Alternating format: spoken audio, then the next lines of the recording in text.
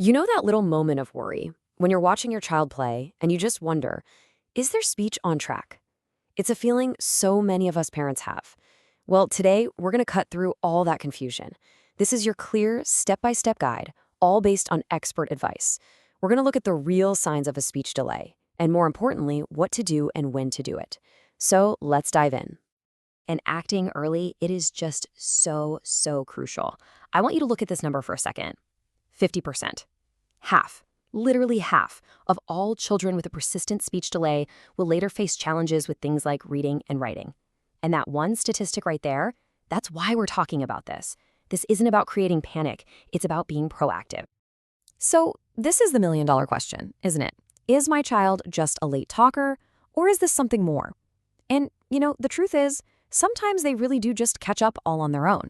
But other times, that little delay is an early warning sign, and it's a moment where us stepping in can make all the difference in the world. So, here's our game plan. First, we're going to talk about why catching this early is such a game changer.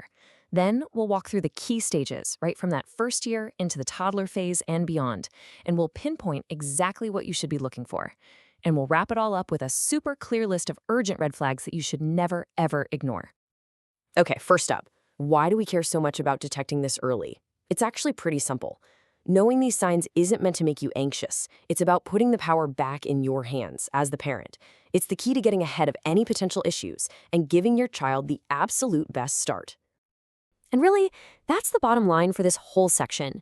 Your awareness, your gut feeling, that's the single most powerful tool you have. The difference between a kid who catches up easily and one who struggles later on, it so often comes down to a parent who saw the signs and knew what to do next. All right, let's rewind right back to the very beginning, that first year. This whole period is about laying the foundation. And I want you to forget about actual words for a minute.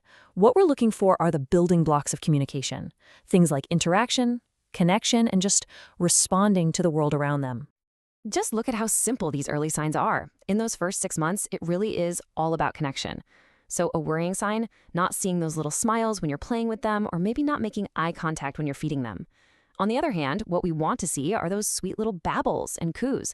And this one is key, them turning their head when they hear a sound. Here's a super simple little test you can do right at home. Just take a soft rattle or some keys and make a sound just out of their sight, to the left or right. Do they notice? Do they turn their head to find it? It's a great little check of how they respond to sound. And listen, if you have any doubt whatsoever about their hearing, get it checked. Even a small hearing issue can have a big impact on speech. Now, in the second half of that first year, things start to get a bit more intentional. We're looking for imitation now. Are they trying to clap when you clap? Do they wave bye-bye? And then there's the big one, pointing. Oh man, when a baby points, it is a huge developmental leap. It's them saying, hey, look what I'm looking at, or I want that thing. It's communication with a real purpose.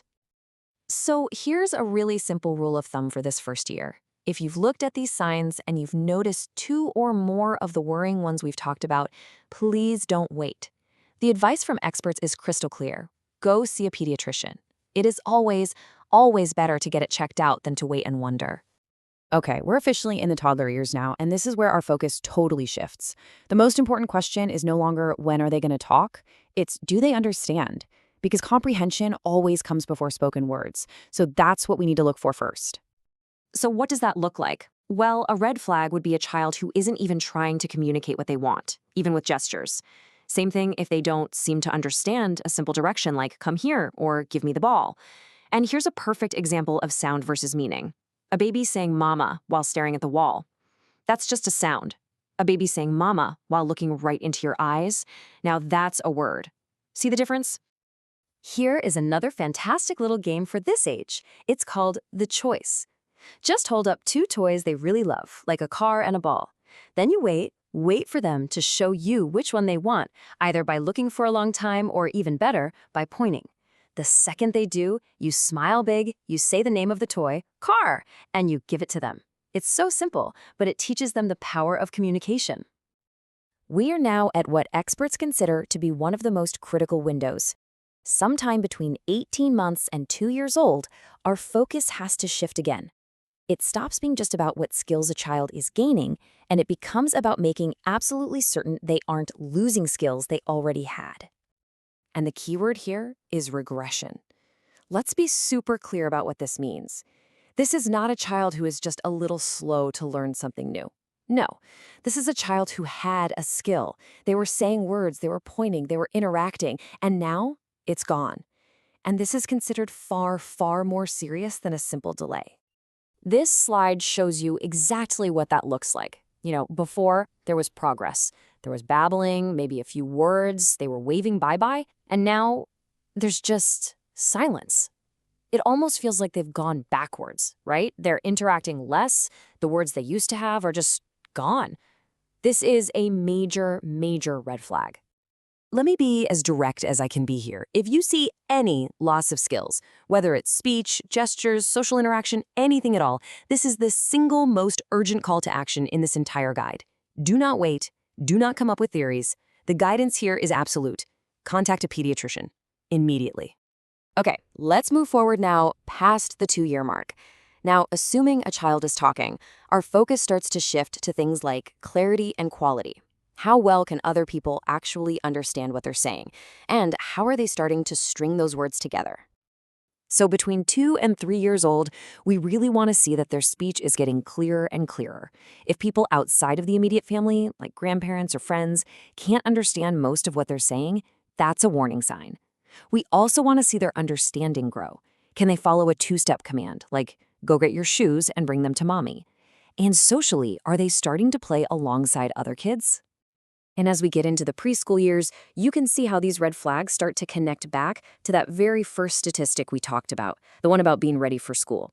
If a stranger at the park can't understand what your child is saying, or if they can't tell you a very simple story about what they did that day, these are real concerns. And for sure, if communication issues are causing them trouble at preschool or with making friends, that's a significant sign that it's time to get some help.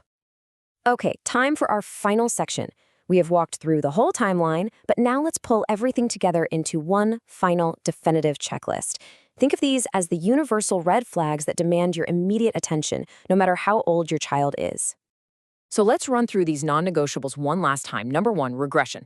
Any loss of any skill, you make that call to the doctor right away. 2, hearing. Any doubt at all, get it checked. 3, pointing. If there's no pointing by about a year old, it needs an evaluation. 4, understanding. If it's clear they're really struggling to comprehend what you're saying, that's a big one. And 5, social interaction. If they consistently avoid playing with or near other children, that can be a key sign.